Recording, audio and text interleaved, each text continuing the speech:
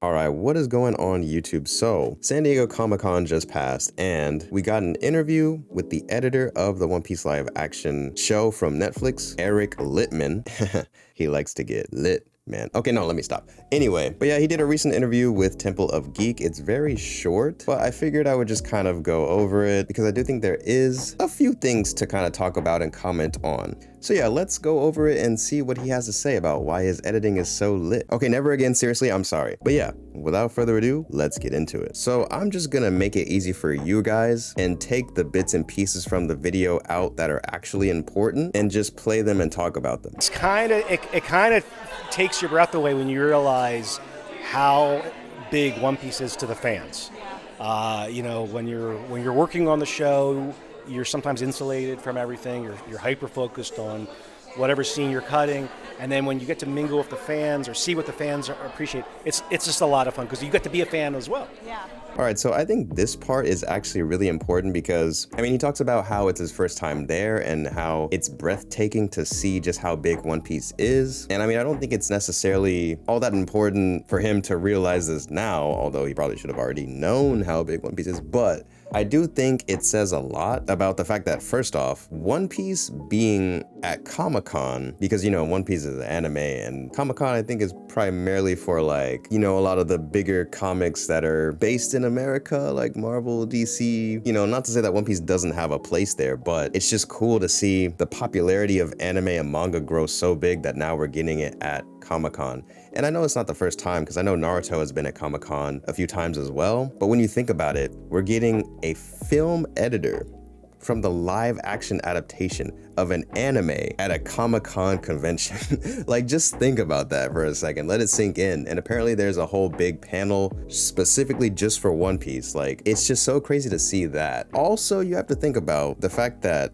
the editor from the live action adaptation of this series is here at this convention. And I think that really says a lot about how the disconnect of, you know, the fans and then who is actually working on these live action adaptations is starting to close. Because I feel like, especially when it comes to live action adaptations of anime, but in general, live action adaptations of whether it be comic books or, you know, novels, it seems like there's always been this disconnect between Hollywood and like what the fans actually want. And, you know, to see an editor actually show up to a convention and, you know, really get a sense of the fandom, I think that says a lot, actually, because I mean, in my opinion, you know, a decade ago, you wouldn't even hear about that. Especially at Comic-Con. Again, like if it was Anime Expo or something, I was like, okay, this is, you know, this is anime. I could see that making more sense, but for it to even be at Comic-Con where like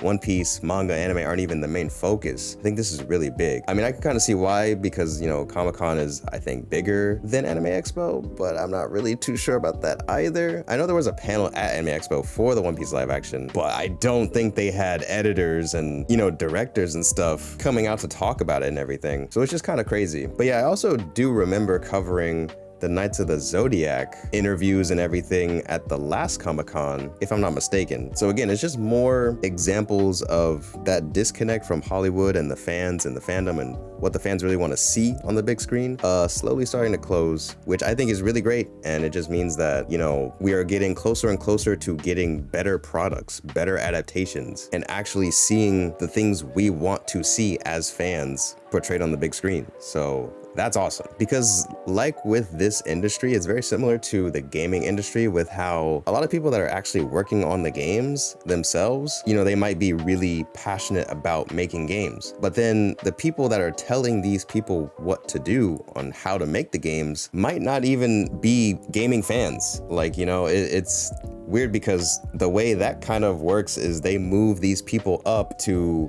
no longer making games, but making a lot of business decisions. And then it's like, oh, well, the people that want to actually keep doing the thing they're passionate about, which is making games, don't move up because they want to keep making games. But then the people that do move up or end up getting put into higher positions are usually just businessmen and they don't even know anything about games. And then we end up getting really bad games because the people that are telling the game makers what to do don't know anything about video games. So it's, you know, And there's a lot of that in multiple industries, but you know, the sooner we can kind of close that gap or close that disconnect and get rid of this, you know, people that are in power or higher up actually not knowing anything about the industry or like the craft, getting them out of here or making them understand what they're doing, the sooner we do that, the better. So I think that was kind of worth mentioning and talking about with this interview.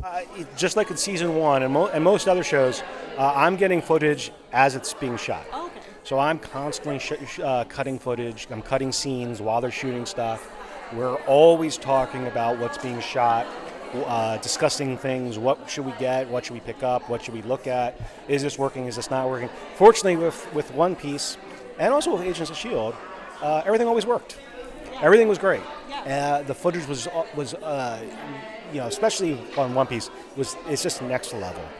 The director, Emma Sullivan, that I worked with on season 1, she just shot beautiful footage. And she's a terrific storyteller in what she shoots. We have a great communication. We're always talking about what we're seeing and how to make things better. And she just provides the best material out there. The other thing here was when he talks about the communication with the director, Emma Sullivan, who, if you guys missed it, I did mention she's going to be coming back, potentially, to direct multiple episodes for the season 2. But yeah, in the interview, he says the communication with her is really good, and that's why they've been able to work so well together on this project. And I just wanted to kind of mention that, you know, good communication, especially in the film industry and on film, is so important. It is literally the key to a good product, because there are so many different departments in film that it's like, bro, if one thing goes wrong, the whole thing could fall apart. So really, everyone's got to be good at their job, but they also got to be working together. And if they're not, then it doesn't matter how good everyone is, it can still fall apart. And it's kind of crazy, kind of insane, very stressful.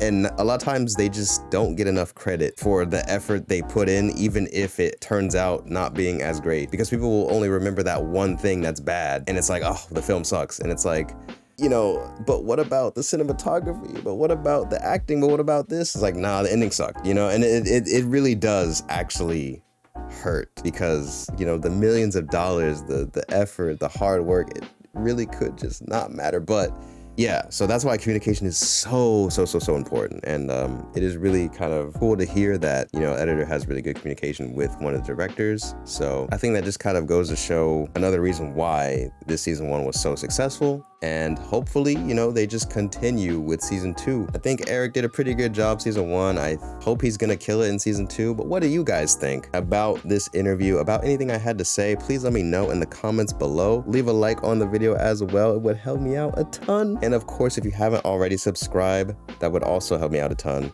But yeah, as always, thank you guys so much for watching. I really appreciate it. And I'll see y'all in the next video.